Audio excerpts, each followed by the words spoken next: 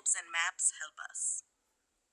प्रस्तावना मानव सभ्यता के विकास में दिशा और स्थान की जानकारी अत्यंत आवश्यक रही है। जब लोग नए क्षेत्रों की खोज में निकलते थे, जब व्यापारियों को समुद्र पार करना होता था, या जब राजा अपने साम्राज्य का विस्तार करना चाहते थे, हर बार ये जानना जरूरी होता था कि कौन सा स्थान कहाँ है और कैसे पहुंचा जाए। यहीं से ग्लोब और मानचित्र जैसी भौगोलिक साधनों की आवश्यकता उत्पन्न हुई। आज ये केवल छात्र की किताबों या कक्षा की दीवारों तक सीमित नहीं है, बल्कि ग्लोबल नेविगेशन, मौसम पूर्वानुमान, युद्ध रणनीति, आपदा प्रबंधन और पर्यटन जैसे अनेक क्षेत्रों में निर्णायक भूमिका निभा रहे हैं। 1. ग्लोब और मानचित्र, परिभाषा और मूलभूत अंतर। ग्लोब क्या है? ग्लोब पृथ्वी का त्रिविमीय प्रतिरूप है। ये पृथ्वी की आकृति, अक्षांश देशांश रेखाएं, महाद्वीप, महासागर और देशों की स्थिति को यथासंभव सटीकता से दर्शाता है। चूंकि पृथ्वी स्वयं एक गोलाकार आकृति की है, अतः ग्लोब उसका सर्वाधिक सटीक भौगोलिक मॉडल होता है। मानचित्र क्या है? मानचित्र मैप किसी भी स्थान या क्षेत्र का दो आयामी चित्रण है।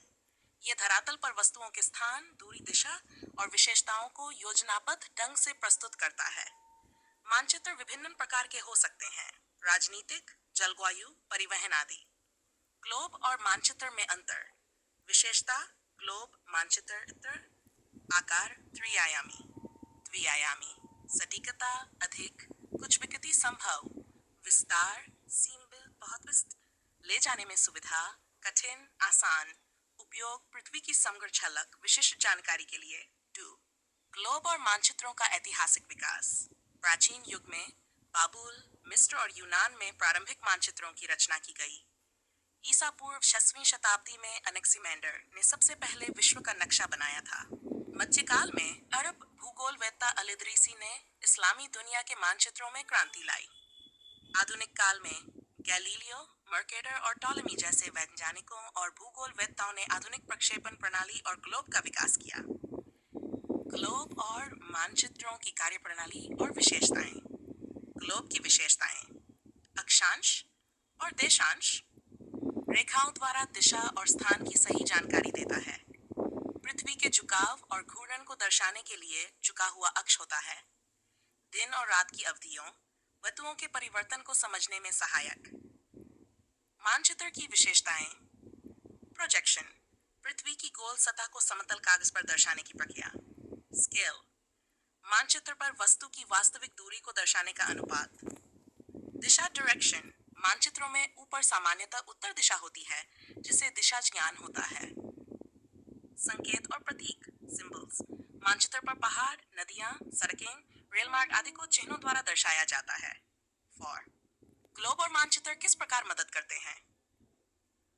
शिक्षा में छात्र पृथ्वी की बनावट, देशों की स्थिति, पर्वत, नदियां, जलवायु, पर्यावरणीय क्षेत्र आदि को भलीभांति समझ सकते हैं। भूगोल, इतिहास और नागरिक शास्त्र में उपयोगी। पर्यटक और यात्री के लिए रास्तों की जानकारी, दूरी का अनुमान, स्थलाकृतिक जानकारी प्राप्त कर यात्रा की योजना बनाना संभव होता है। सैन्य अभियानों की योजना बनाने, सीमाओं की निगरानी, सामरिक ठिकानों की पहचान के लिए उपयोगी। आपदा प्रबंधन में बाढ़, भूकंप, सूखा और तूफान जैसी प्राकृतिक आपदाओं के संभावित क्षेत्र की जानकारी। राहत कार्यों के लिए रास्तों और संसाधनों की स्थिति का निर्धारण। मौसम पूर्वानुमान और जलवायु अध्ययन, तापमान, दबाव, पवन की दिशा, वर्षा क्षेत्र आदि की मानचित्रीय प्रस्तुति से विश्लेषण संभव। प्रशासन और नीति निर्माण में संसाधनों का वितरण, क्षेत्रीय विकास, शहरी योजना जैसे क्षेत्रों में सहायक। आधुनिक तकनीक और मानचित्रण का नवाचार। डिजिटल मानचित्र और GPS, Google maps, Apple maps जैसे ऐप्स आज हर व्यक्ति की जेब में हैं। रियल टाइम नेविगेशन, ट्रैफिक की जानकारी, रास्तों के विकल्प आदि जीवन को सरल बना रहे हैं। जीआईएस, किसी विशेष भूक्षेत्र की भौगोलिक, आर्थिक, पर्यावरणीय जानकारी को एकीकृत रूप में प्रस्तुत करता है। नगर योजना, कृषि नीति, जल प्रबंधन, वन संरक्षण आदि में अत्यधिक सहायक। रिमोट सेंसिंग, उपग्रह चित्रों की सहायता से मानचित्रण की सटीकता और व्यापकता बढ़ी है। फसलों की स्थिति, जंगलों का विस्तार, झीलों का सूखना सभी की निगरानी संभव है। 6. ग्लोब और मानचित्रों की सीमाएं। ग्लोब की सीमाएं, मानचित्र की सीमाएं।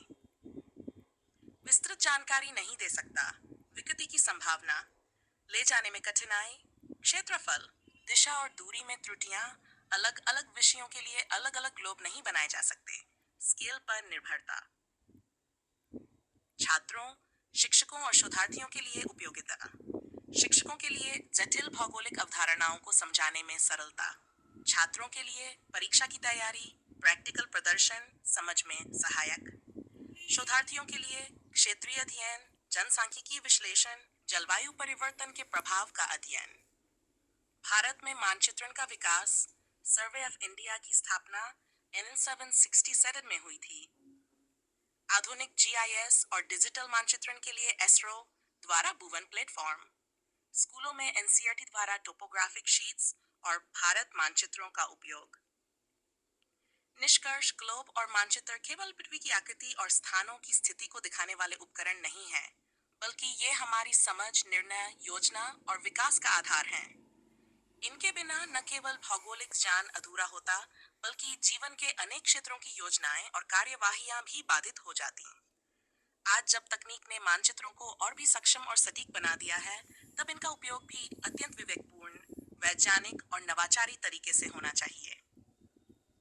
यदि आप इस स्क्रिप्ट को पीडीएफ या किसी अन्य प्रारूप में